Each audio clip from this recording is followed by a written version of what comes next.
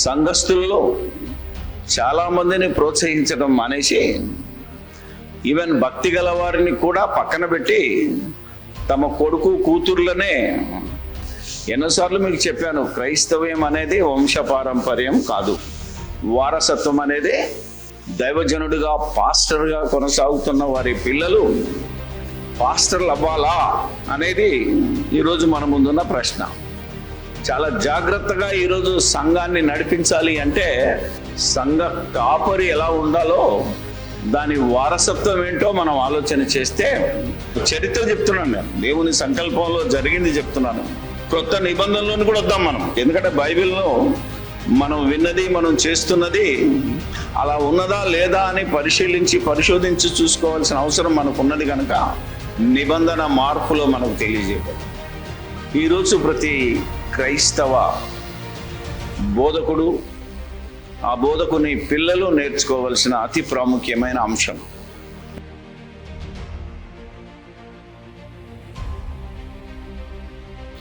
ప్రభువైన యేసుక్రీస్తు నామములోనే నా వందనాలు, శుభములు, శుభాభివందనాలు తెలియచేస్తున్నాను. యథావిధిగా మనము ప్రతి వారము నేర్చుకుంటున్న దేవుని వాక్యంలో నుంచి మరొక విషయాన్ని ధ్యానించి మన విశ్వాసాన్ని పరీక్షించుకొని పరిశోధించుకొని ముందుకు సాగుదాం. మరి ఈరోజు మనం నేర్చుకోబోయే పాఠం క్రైస్తవ యాజకత్వం, అంటే క్రైస్తవ్యం, అందులో యాజకత్వం, వారసత్వమా అంటే వంశపారంపర్యమా అనేది ఈరోజు ప్రతి క్రైస్తవ బోధకుడు, ఆ బోధకుని పిల్లలు నేర్చుకోవలసిన అతి ప్రాముఖ్యమైన అంశం. ఎందుకంటే నా తరంలో చాలామందిని దైవజనులను చూస్తున్నాను, ఎంతోమంది పాస్టర్లు మరి తమ కొడుకును తమ తర్వాత సక్సెసర్గా మరి చర్చిని అప్పగించటానికి దాన్ని ఏమంటారు, అనాయింటింగ్,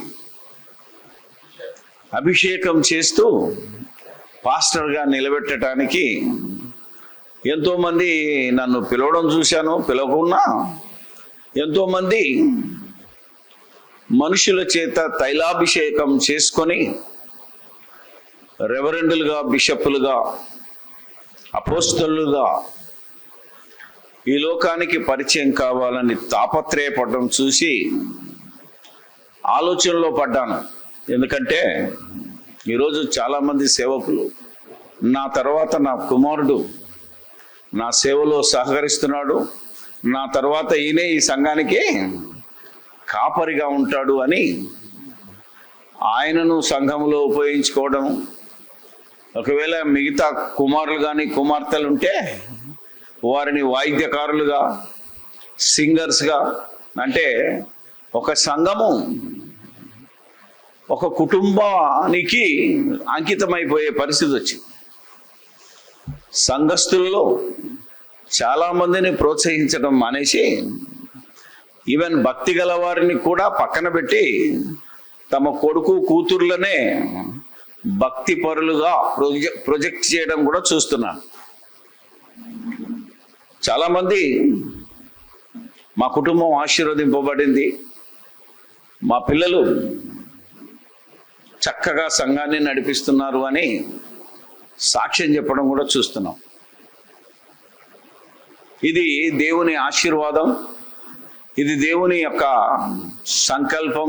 ఇక ఏదైనా కానివ్వండి, రకరకాలుగా మాట్లాడడం మనం చూస్తుంటే మరి ఎంతోమంది పాస్టర్ల పిల్లలు ఇంజనీర్లై, డాక్టర్లై, అవునా కదా, కొందరు గ్రూప్ 1 లేదా IAS IPS ఆఫీసర్లై కూడా ఈ సమాజానికి సేవ చేస్తున్నప్పుడు మరి వారి సంగతి ఏంటి అనేది నాకు ఆలోచన వచ్చింది. ఎందుకంటే ఎంతో మందిని చూస్తున్నాను, దివారాత్రులు దేవుని సేవకు సమర్పించుకుంటే కొన్నిసార్లు కుటుంబాన్ని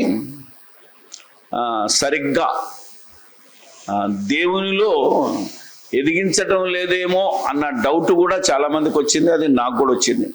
ఎందుకంటే నా పిల్లలను చూసిన తర్వాత మరెవరు సేవలో సహకరించడం అనేది జరగటం లేదు గనక నేనేమైనా తప్పు చేస్తున్నానా అని చాలా రోజుల నుంచి నేను మదనపడుచుండగా కొన్ని రోజులుగా ఈ విషయం మీద ధ్యానం చేస్తున్నప్పుడు ఎన్నోసార్లు మీకు చెప్పాను, క్రైస్తవ్యం అనేది వంశపారంపర్యం కాదు, వారసత్వం అనేది కాదు. ఎందుకంటే ఒక క్రైస్తవుడు కొడుకు క్రైస్తవుడే కావాలనే రూల్ ఏమీ లేదు, దేవుడు పెట్టలేదు.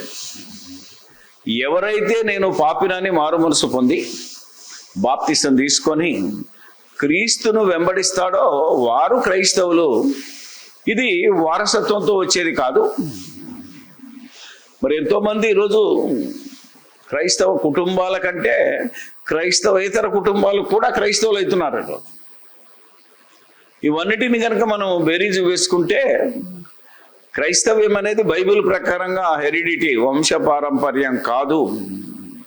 కానీ ఈరోజు గవర్నమెంట్ చేస్తున్న తప్పేంటంటే తండ్రి క్రైస్తవుడైతే కనీసం క్రైస్తవ పేరుంటే కొడుకును కూడా కూతురును కూడా క్రైస్తవంలోనికే లెక్కేస్తుంది తప్ప ఒరిజినల్గా రూల్ ఉందేమని నేను క్రైస్తవుని అని చెప్పాలి అంటే అథెంటిక్గా బాప్తిసం తీసుకోవాలి. బాప్తిసం ఇచ్చిన వాడికి అథెంటిసిటీ ఉండాలి. అలాగే బాప్తిసం తీసుకున్న తర్వాత తీసుకున్నవాడు కూడా నేను క్రైస్తవుడిగా మారాను అని ఒక సర్టిఫికెట్ రెవెన్యూ డిపార్ట్మెంట్లో సబ్మిట్ చేసినప్పుడే అతడు క్రైస్తవుడిగా లెక్కింపబడాలి. ఇది చట్టంలో. కానీ ఈరోజు కొందరు మతతత్వంతో ఏం చేస్తున్నారంటే ఇంటికి వచ్చి ఇంట్లో శిలో చూసి యేసు ప్రభు బొమ్మ చూసో ఏదో వాక్యం చూసి ఆ ఇంట్లో బైబిల్ ఉండటం చూసి మీరు క్రైస్తవులని అనవసరంగా అన్యాయంగా వారికి మతాన్నో కులాన్నో అంటగట్టడం చూస్తే బాధ అనిపించింది. కాబట్టి క్రైస్తవ్యం అనేది వారసత్వమే కాదు. కానప్పుడు క్రైస్తవుల పిల్లలు అంటే ఒక దైవజనుడిగా పాస్టర్గా కొనసాగుతున్న వారి పిల్లలు పాస్టర్లు అవ్వాలా అనేది ఈరోజు మన ముందున్న ప్రశ్న. పాస్టర్లు చేయకపోతే ఆ పాస్టర్ ఏం తన పిల్లల్నే పెంచలేకపోయాడు అనేది ఒక నింద అయితే, మా పిల్లలు మాత్రం చక్కగా పాస్టర్లు అయ్యారు అంటే నాకొచ్చిన బైబిల్ ప్రకారంగా లేదా బైబిల్ మనం చదివిన విధానాన్ని బట్టి చూస్తే నువ్వు పాస్టర్ అయ్యిందే నీ కొడుకును పాస్టర్ చేయడానికి, నీ కూతురును సింగర్ చేయడానికి, నీ కుటుంబానికి ఆ సంఘాన్ని అప్పచెప్పడానికే నువ్వు పాస్టర్ అయ్యావు తప్ప సంఘం అంతటిని పరలోకం తీసుకెళ్ళడానికి కాదేమో. ఎందుకంటే సంఘమంతటిని పిల్లలుగా సంఘమంతటిని పరలోకం తీసుకోవాలని ఆశ కలిగి ఉంటే నీ పిల్లలు కూడా అందరితో సమానంగా చూస్తావు. ప్రత్యేకంగా చూస్తున్నావు అంటే నీ కాన్సన్ట్రేషన్ అంతా నీ బిల్డింగు నీ ఆస్తో. ఈరోజు చాలామంది దైవజనులు మరి అందరి చేత ఏమంటారు డబ్బులు చందాలు వసూలు చేసి చర్చిలు కట్టుకొని నా తర్వాత ఈ చర్చి నా కొడుకే ఉండాలి, నా కూతురికే ఉండాలి, నా అల్లుడికే ఉండాలి, నా రక్త సంబంధికులకే ఇది సొంతం కావాలని ఆశతో నువ్వు సేవకు వచ్చావంటే నువ్వు చర్చి కట్టి దాన్ని నీ పిల్లల పేరు మీదుగా నీ పిల్లలకు ట్రాన్స్ఫర్ చేయాలని ఆశతో వచ్చినావంటే అసలు నువ్వు విశ్వాసంతో సేవలోనికి రాలేదనేది నా వాదన అని బైబిల్ ప్రకారంగా నాకు అర్థమైంది చెప్తున్నాను ఈరోజు. ఒకవేళ మీరు ఆలోచించాలి ఈరోజు. ఎందుకంటే ఈ పాస్టర్ ఇంకా కొన్ని రోజులైతే ముసలోడైతే అనగానే వీడికి ఇష్టం ఉన్నా లేకపోయినా అభిషేకం ఇప్పించేసి పాస్టర్గా ప్రవేశపెడుతున్నారు. ఇది ఒక భయంకరమైన పరిస్థితిగా మారిపోయింది. కుటుంబ వ్యవస్థగానో ఆస్తుల సంపాదన కోసమో ఆస్తుల కాపాడు కోసమో ఈ సంఘాలు కట్టబడుతున్నాయే తప్ప ఆత్మల సంపాదన కోసమే వారసులను నియమించటం, ఆత్మల సంపాదన కోసమే క్రీస్తు రాజ్య సువార్త దివారాత్రులు ప్రకటింపబడటానికి దైవజనులుగా తమ పిల్లలను తమ సంఘస్థులను నిలబెట్టడం అనేది రోజు రోజుకు తగ్గిపోతుంది కనుకనే ఈరోజు సంఘాలు విడిపోతున్నాయి, చెడిపోతున్నాయి. ఇది నా అనుభవంలో చెప్తున్నాను. అవునా, చాలా మంది అనుభవాలతో నాకు వచ్చిన మాటలు బట్టి చెప్తున్నాను. కాబట్టి చాలా జాగ్రత్తగా ఈరోజు సంఘాన్ని నడిపించాలి అంటే సంఘ కాపరి ఎలా ఉండాలో, దాని వారసత్వం ఏంటో మనం ఆలోచన చేస్తే, మనం ఇప్పుడు లేవికాండము 8వ అధ్యాయంలో దేవుడు ఒక ఒరవడి పెట్టాడు. మనం అంతా ఉత్తర ప్రత్యుత్తరాలు చదువుకున్నాం. దేవాలయపు పనులు అంటే అర్చకత్వం, యాజకత్వం అంటారు దాన్ని మన భాషలో. ఆ యొక్క కార్యక్రమాన్ని దేవుడు లేవి గోత్రీయులకు అప్పచెప్పాడు. ఆ లేవి గోత్రములో కేవలము అహరోను వంశస్థులను, వారి కుటుంబ సభ్యులను, పిల్లలనగే యాజకులుగా ఉంచాలి అనేది దేవుని నిర్ణయం, దేవుని ఆజ్ఞ. కాబట్టి మోషే తన బ్రదర్ అన్న కనుక ఆ అహరోను యొక్క కుటుంబాన్ని మోషే ఆశీర్వదించడం. మోషేనే యాజకుడు ఆల్రెడీ. మోషే కూడా దేవుని ఇల్లంతటిలో నమ్మకమైన వాడు, సాత్వికుడు. దేవుని ప్రజలను దేవుడు ఎన్నుకున్న స్థలానికి నడపడానికి ఎంత కష్టపడ్డాడో, మరి అలాంటి మోషే కుమారులలో ఎవరు వారసులు? యాజకులు కాలే. జాగ్రత్తగా గమనిస్తే, మరి నా కొడుకు పాస్టర్ అయ్యాడని నువ్వు గౌరవంగా చెప్తున్నావు అంటే మరి వాళ్ళంతా తప్పు చేసినట్ట. ఒక మోషన్ తీసుకుంటే మీరు ఆలోచించండి. ఆ తర్వాత సమూయేలు దగ్గరికి వచ్చినప్పుడు ఏలీ ఉంటాడు, అవునా, అక్కడ నడుపుతున్నాడు, యాజకుడు ఆయన. ఏలీ పిల్లలు మంచోళ్ళు గారు. అందుకని ఏలీ తర్వాత యాజకత్వం ఎవరికి వచ్చింది తెలుసా మీకు? సమూయేలుకి వచ్చిందండి. సమూయేలు అన్నా కుమారుడు, పుట్టినప్పుడే దేవుని సేవకు సమర్పించాలంటే ఏలీ దగ్గర వదిలేసినప్పుడు ఏలీ వారసత్వము సమూయేలుకి వచ్చింది తప్ప ఏలీ పిల్లలకు రాలా. అంటే ఏలీ తప్పు చేశాడా? పోనీ ఇప్పుడు సమూయేలు పిల్లలు ఉన్నారు. చరిత్ర చెప్తున్నాను నేను, దేవుని సంకల్పంలో జరిగింది చెప్తున్నాను. ఆ తర్వాత కొత్త నిబంధనలోని కూడా వద్దాం మనం. ఎందుకంటే బైబిల్లో మనం విన్నది, మనం చేస్తున్నది అలా ఉన్నదా లేదా అని పరిశోధించి చూసుకోవాల్సిన అవసరం మనకు ఉన్నది కనుక, అప్పుడే మన విశ్వాసము సరి అయినదిగా ఉంటుంది కనుక పరిశీలన చేస్తే, సమూయేలు పిల్లలు ఎవరైనా యాజకులయ్యారా? మరి సమూయేలు అంతటి ప్రవక్త, ఆ రోజుల్లో గొప్ప ప్రవక్త ఆయన. మరి ఆయన పిల్లలు ఎందుకు వారసులు కాలేదు? ఆయన చెడిపోయాడా? తప్పు చేశాడా? అంటే దేవుని సంకల్పాన్ని మనం చూస్తే, ఒక కుటుంబానికి ఆ రోజుల్లో ఒక వంశానికి ఇచ్చిన దాన్ని ఆ వంశస్థులలో కొందరు చేయలేకపోయారు అంటే వారి డెడికేషన్ చూస్తే మనకు అర్థమవుతుంది. ఆ యొక్క న్యాయాధిపతులు అనొచ్చు, ప్రవక్తలు అనొచ్చు, ఏదైనా అనొచ్చు, వాళ్ళందరిలో వంశ పారంపర్యానికి ఇచ్చిన ఆ యొక్క దాన్ని నిలబెట్టాడు. అలా లేవీయులలో నుంచే ఈ యాజకులు రావాలనే దాని నిబంధనకు దేవుడు కట్టుబడ్డాడు. అంటే ఆ రోజు యాజకత్వం అనేది వారసత్వం. ఆ రోజు పాత నిబంధనలో యాజకత్వం అంటే పూజారితనము, లేదా దేవాలయంలో ప్రార్థనలు, యాచనలు, అర్చకత్వం, బలులు, ఇల్లులు అన్నీ చేయాలి అంటే అది వారసత్వంగా లేవీయులలోని అహరోను వంశస్థులకు ఇవ్వబడింది. ఇది మనం గుర్తుపెట్టుకోవాలి. ఇప్పుడు మనము పాత నిబంధనలో ఉన్నామా, క్రొత్త నిబంధనలో ఉన్నామా అని కనుక మనం ఆలోచన చేస్తే, ఆ నిబంధన యేసు ప్రభు శిలువ యాగముతో, ఆయన మరణ సమాధి పునరుత్థానములతో ఆ నిబంధన తీసివేయబడింది. అదే విషయాన్ని మనం ఆలోచన చేస్తే, హెబ్రీయులకు రాసిన పత్రిక 7వ అధ్యాయము, పాత నిబంధనలో యూదులకు రాజ్యాధికారం ఇవ్వబడింది. యూదా గోత్రం నుంచి రాజులు వచ్చారు, లేవి వంశంలో నుంచి యాజకులు వచ్చారు. ఇలా కొన్ని సంగతులను మనం చూస్తే అవి వారసత్వంగా ఇవ్వబడ్డాయి. కానీ యేసుక్రీస్తు కాలానికి వచ్చేసరికి 11వ వచనం చదివితే 7వ అధ్యాయము ఆ లేవీయులు యాజకులై ఉండగా ప్రజలకు ధర్మశాస్త్రం ఇయ్యబడెను కనుక ఆ యాజకుల వలన సంపూర్ణ సిద్ధి కలిగిన ఎడల అహరోను క్రమంలో చేరిన వాడని చెప్పబడక మెల్కీసెదెకు క్రమం చొప్పున వేరొక యాజకుడు రావాల్సిన అవసరం ఏమి? మంచి వాదన. పరిశుద్ధాత్మ ద్వారా ధర్మశాస్త్రమును పరిపూర్ణంగా చదివి తల్లి గర్భంలో పడ్డప్పటి నుండే తన కుమారుని ప్రకటించడానికి దేవుడు ఎన్నుకున్న వ్యక్తి పౌలు. అన్యజనులందరికీ అపోస్తులైన ఈ పౌలు ఒక మాట చెప్తున్నాడు.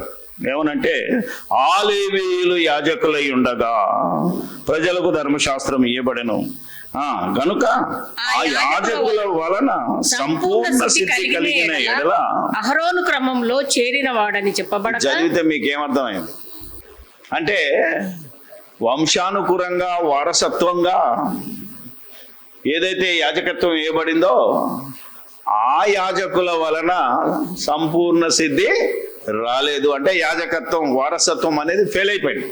ఈ యాజకుల నుండే యాజకులు రావాలి, ఆ కుటుంబం నుంచే ఆ కుటుంబం రావాలి అనేది దేవుడు నిర్ణయించిన దాన్ని బట్టి ఏమర్థమవుతుంది ఇప్పుడు అంటే, వారసత్వం వలన ఒకవేళ యాజకత్వం వస్తే అది సంపూర్ణ సిద్ధి కలగజేయలేకపోయింది అన్నాడు. అంటే ఇప్పటికీ మనోళ్ళు ఇదే వారసత్వాన్ని కొనసాగించాలని ఎప్పటి నుంచో నిర్ణయించి, పాస్టర్ల కొడుకులే పాస్టర్లు, అవునా కదా, ఎక్కడి నుంచి వచ్చారో వాళ్ళ కుటుంబంనే వచ్చిందంటే ఈరోజు సంఘం చెడిపోయిందా బాగుపడిందా, సంఘానికి ఏమైనా సంపూర్ణ స్థితి కలిగిందా లేదా అనేది మనం ఆలోచిస్తే సేమ్ యాజ్ ఇట్ ఈజ్ పరిస్థితి కొనసాగుతుంది. ఆ రోజు ఏ స్థితిలో ఉన్నదో సంఘము సమాజము. అందుకే ఏమంటున్నాడంటే, వేరొక యాజకుడు రావాల్సి వచ్చింది అంటున్నాడు. అంటే ఇంకొక గోత్రం నుంచి తీసుకొచ్చాడు.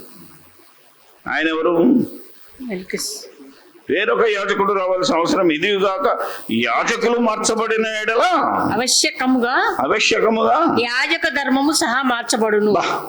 యాజక ధర్మము సహా మార్చబడును అంటే ఆల్రెడీ యాజకత్వము, ఆ ధర్మశాస్త్రం మార్చబడింది గనక నూతన ధర్మశాస్త్రం వచ్చింది గనక ఇందులో ఈ యాజక ధర్మం కూడా మార్చబడింది. యాజకుడు మార్చబడ్డాడు.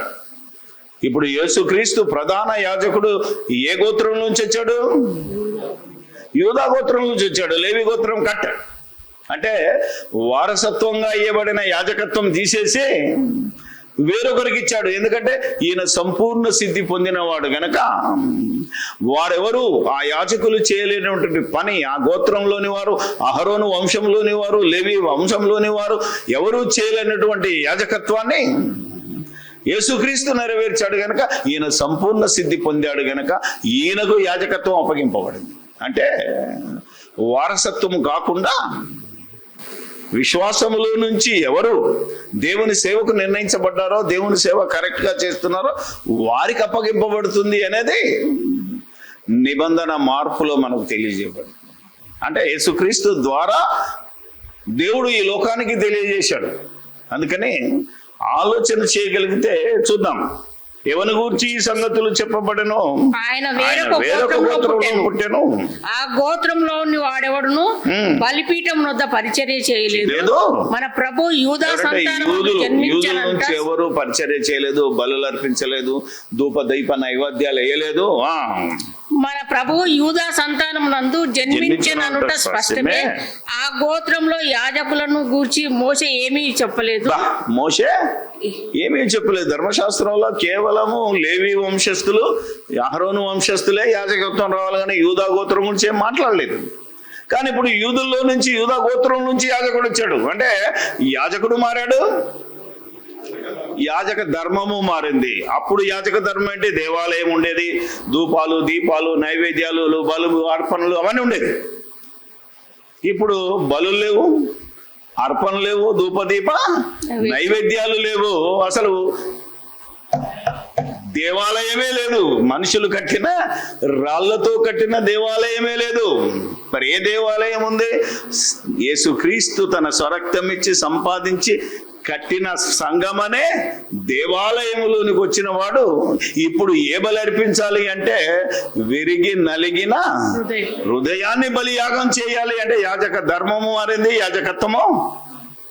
కాబట్టి ఎవరైతే విరిగి నలిగిన హృదయము గలవారై నేను పాపినను తెలుసుకొని నేను ఈ సమాజాన్ని మార్చాలి, ఈ యొక్క వ్యవస్థను మార్చాలి, ప్రతి వాని మోకాలు యేసుక్రీస్తు నామములో వంచేటట్లు నేను బోధ చేయాలి, నా ప్రవర్తన మార్చుకోవాలని ఎవరైతే క్రీస్తు యేసులోనికి బాప్తిసం పొంది ఆయన రాజ్యంలో చేర్చబడతాడో అతనికే ఈరోజు యాజకత్వం ఇవ్వబడాలి.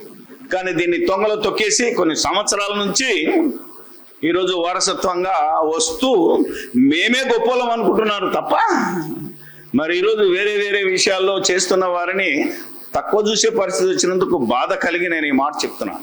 ఇప్పుడు యేసుక్రీస్తు అపోస్తుల దగ్గరికి వస్తే, అవునా కదా, అపోస్తుల దగ్గరికి వస్తే ఎవరైనా యాజకులు ఉన్నారా? పేతురు కొడుకు కానీ, యోహాను కొడుకు కానీ, లేకపోతే ఇంకెవరన్నా కొడుకులు కానీ అపోస్తలులుగా యాజకులుగా ఎన్నిక చేయబడ్డారా? అపోస్తుల కార్యాల నుంచి నువ్వు యూదా పత్రిక వరకు చూస్తే ఎక్కడ కనబడరు. వీళ్ళు 12 మంది బిజీగా ఉంటే ఎవరిని ఎన్నుకున్నారు?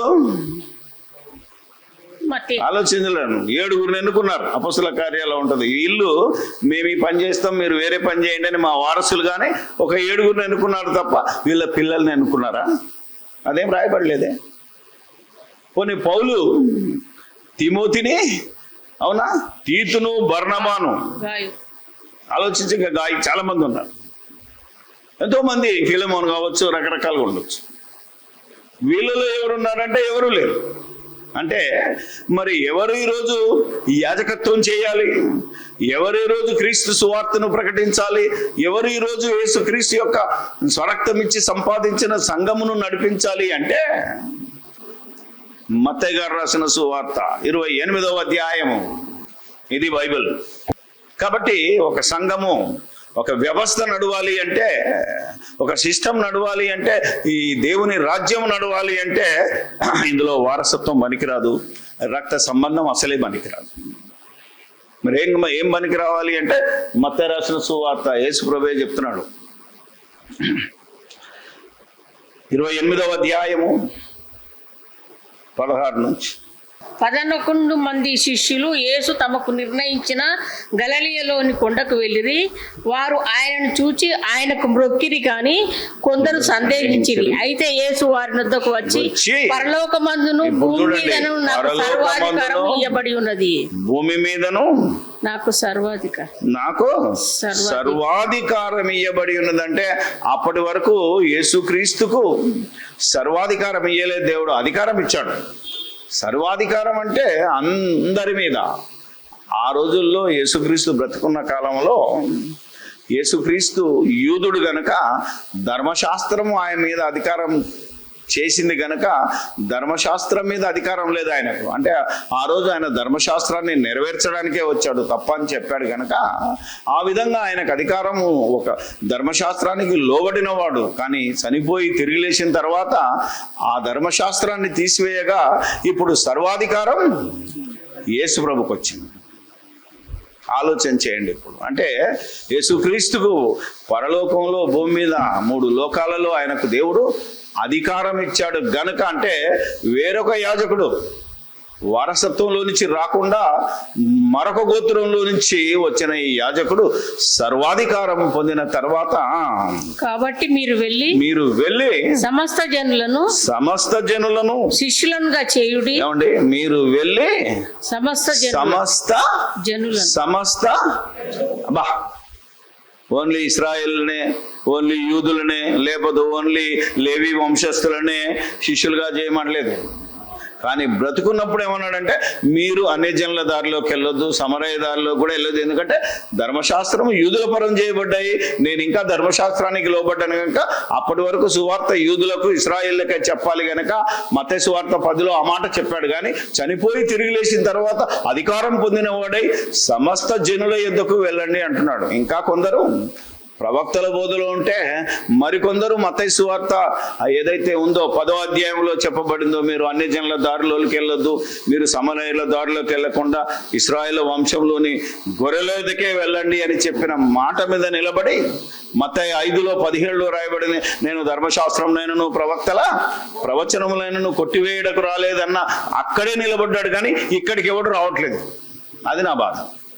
ఇప్పటికీ మీరు సెవెంత్ డే వారు చూస్తే ఇదిగో శనివారం ఉంది, అవునా కదా? యాషువా మెస్సే వాళ్ళు చూస్తే మనం శనివారమే ఆరాధించాలి. ఎందుకంటే ధర్మశాస్త్రంలో యేసుప్రభువే చెప్తున్నాడు, కొట్టేయడానికి రాలేదన్నాడు, నెరవేర్చడానికి వచ్చాడు కనుక మనం కూడా ఇంకా ధర్మశాస్త్రాన్ని నెరవేర్చాలని మరికొందరు పండగలు చేద్దామని, అవునా కదా, ఈ పాప పరిహారార్థ బలులు ఇద్దామని, లేకపోతే యెరూషలేము పోదామని రకరకాల బోధల్లోకి వచ్చారు. కానీ యేసు ప్రభు చెప్పాడు అవన్నీ తీసివేయబడ్డాయి, ఆ యాజక ధర్మము మార్చబడింది, యాజకత్వం మారిపోయింది కనుక మీరిప్పుడు సమస్త జనులను శిష్యులుగా సమస్త జనులను, నీ కుటుంబ సభ్యులను కాదు ఇక్కడ, నీ వంశాన్ని కాదు, నీ రక్త సంబంధాన్ని కాదు, ఇక్కడ మొత్తం సమస్త జనులను శిష్యులుగా చేయండి.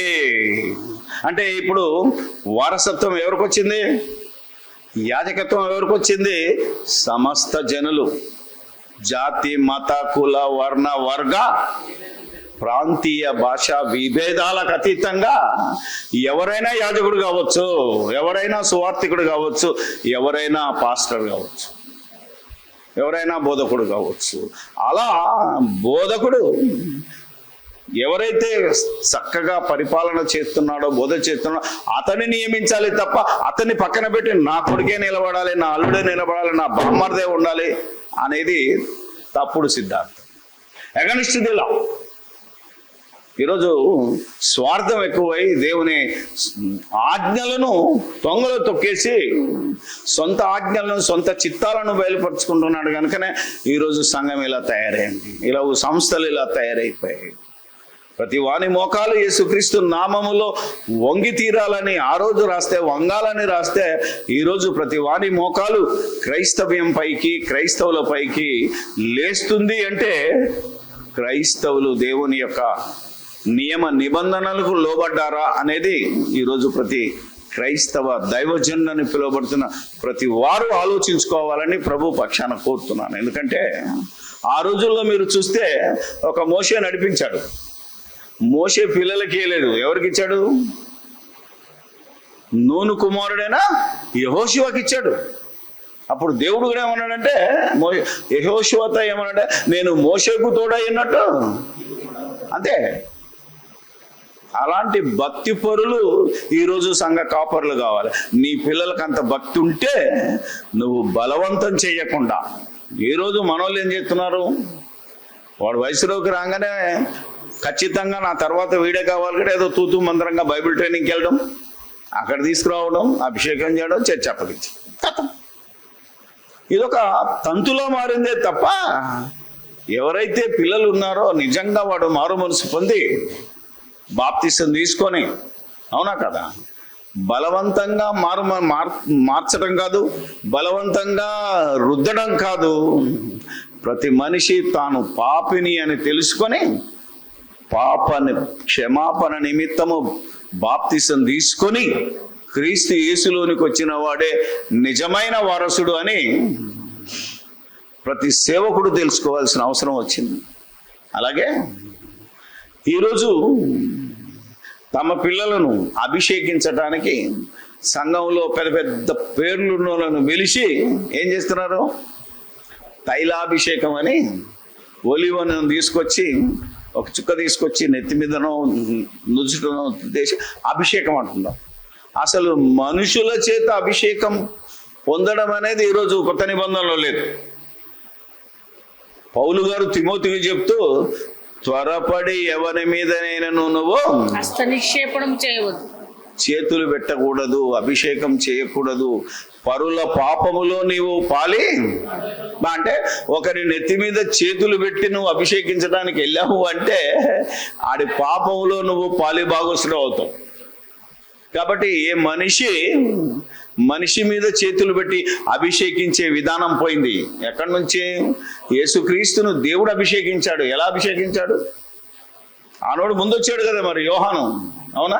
యోహాను వచ్చి నూనె రాసి ప్రార్థన చేసి యేసును అభిషేకించాలి లెక్క ప్రకారం. కానీ అలాంటి అభిషేకం జరగలేదు. యేసుక్రీస్తుకు పరలోకం నుంచి బాప్తిసం తీసుకొని లేవగానే పరిశుద్ధాత్మ ఆయన మీదకి వచ్చి నిలిచి పరిశుద్ధాత్మ అభిషేకం జరిగింది. అంటే ఇక ఎవరితో మనకు పని లేదు అన్నాడు. అక్కడి నుంచి మనం ఆలోచన చేస్తే మరి అపోస్తులకు ఎవరు అభిషేకించారు?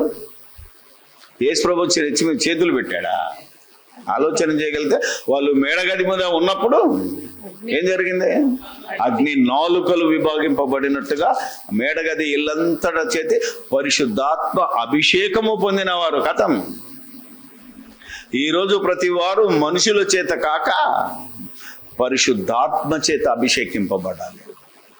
అందుకే మీరు మారు మనసు పొంది పాప క్షమాపణ నిమిత్తం మారు మనసు పొంది ప్రతివాడు యేసుక్రీస్తు నామమున బాప్తిసం పొందితే అప్పుడు మీకు పరిశుద్ధాత్మనే వరము పొందుతారు అన్నాడు. అయిపోయింది. ఎప్పుడైతే నువ్వు నిజంగా నేను పాపినని నా పాప క్షమాపణ కోసమే, దట్స్ ఆల్. గుర్తుపెట్టుకోవాలి మీరు, పాప క్షమాపణ కోసం పెళ్ళి అవుతుంది, పిల్లలు పుడతారు, ఆ తర్వాత మా నాన్న చర్చి నాకే వస్తుంది, నా తర్వాత నా చర్చి నా కొడుక్కే వస్తుంది, ఇలాంటి వ్యూహాలతో ఉన్నవాడెవడు సేవకు పనికిరాడు, సేవ చేయడానికి అర్హుడు కాడు అనేది ఈరోజు బైబిల్లో మనం చదివిన దాన్ని బట్టి, దేవుడు చూపిన మార్గాన్ని బట్టి మనం చూస్తే, క్రీస్తు బోధలో నీ నీతి క్రియలు తెల్లగా ఉండాలన్నాడు కానీ తెల్లబట్టలు వేసుకోమని అన్నాడా? జాగ్రత్తగా వినండి. ఎందుకంటే ఏదో నేను ఈరోజు బ్లాక్ ఏదో షర్ట్ వేసుకున్నట్టు కాదు. ఒక్కొక్కసారి బాధ అనిపిస్తుంది, కానీ ఏం చేయాలి? ప్రజల కోసమైనా తెల్ల డ్రెస్ వేసుకొని పోవాల్సిన పరిస్థితి వచ్చింది. ఎందుకంటే వీడు డ్రెస్సును చూస్తున్నాడు, తెలుపు వేసుకోమని బైబిల్లో లేదు.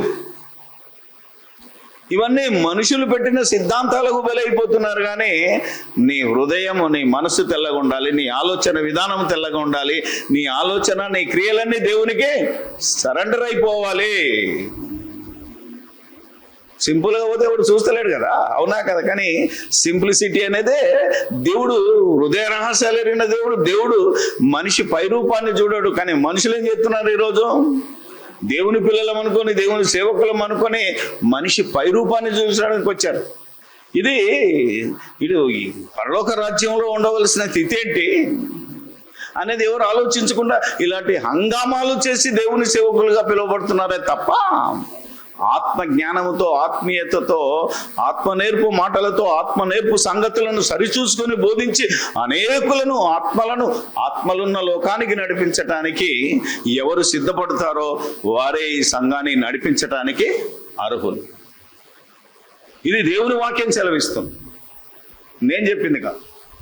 క్రైస్తవ్యము వారసత్వం కాదు, క్రైస్తవ్యములో యాజకత్వం కూడా వారసత్వం కాదు అనేది ప్రతి దైవజనుడు గుర్తుంచుకున్న రోజున ఈ క్రైస్తవ్యం అనగా పరలోక రాజ్యం, దేవుని రాజ్యం ఇంకా స్పీడ్గా విస్తరిస్తుంది. యేసు రాకడకు మార్గం సుగమం చేయాలి కనుక క్రీస్తునందు ప్రేమైన దేవుని వారలారా, మనం అందరము కష్టపడి కష్టార్జితంతో ఈ రాజ్య సువార్తను సకల జనుల సాక్షార్థమై ప్రకటించి ఎందరూ యేసు ప్రభును అంగీకరిస్తారో వారిలో ఎంతమంది యేసు ప్రభు కోసం తన జీవితాన్ని సమర్పణ చేసుకుంటారో వారినే మనం వారసులుగా నియమించాలి. అదే పౌలు తిమోతికి చెప్తాడు, ఆయా పట్టణాల్లో నిన్ను వదిలేశాను, ఎందుకంటే సంఘ పెద్దలను, సంఘ కాపరులను నువ్వు నియమించాలి. అర్థమైందా మీకు? ఒక దైవజనుడు, ఎవరు దైవజనుడు కావాలి, ఎవరు సంఘ పెద్ద కావాలో ఆ దైవజనుడికి అధికారం ఉంది తప్ప కుటుంబానికి, సంఘానికి, నీ పేరుకు, నీ పలుకుబడికి, నీ అధికారానికి ఇందులో స్థానం లేదు. కాబట్టి జాగ్రత్తగా మనం ఆలోచించినట్టయితే ఈరోజు మరి ఈ అంశాన్ని ఎంతమంది ప్రేమతో స్వీకరిస్తారో, ఎంతమంది దీని మీద మళ్ళీ ఏమంటారు రివర్స్ కౌంటర్లు వేస్తారో వాళ్ళకే వదిలేసి, మీరైతే ఇది విని ఆలోచించి గ్రహించి నేను చెప్పిన మాటలు అలా ఉన్నవా లేవా, వాక్యానుసారంగా ఉన్నవా, దేవుని నీతికి, దేవుని రాజ్యానికి లోబడేటట్టున్నవా లేదా అని మిమ్మల్ని మీరు పరిశోధించుకొని మీరు, మీ కుటుంబం కావచ్చు, మీ స్నేహితులు కావచ్చు, మీ రక్త సంబంధులు ఎక్కడున్నా ప్రతి వారు దైవజనులుగా క్రైస్తవులుగా క్రీస్తుకు శిష్యులుగా రూపాంతరము చెందాలని ప్రభు పక్షాన కోరుకుంటూ మరి సెలవు తీసుకుంటున్నాను. ప్రార్థన చేసుకుందాం. పరిశుద్ధుడైన మా తండ్రి, దయగల మా దేవుడా, ఈ ఘనమైన నామానికి వేలాది స్తుతి స్తోత్రాలు చెల్లిస్తున్నాం. మేమేమై ఉన్నామో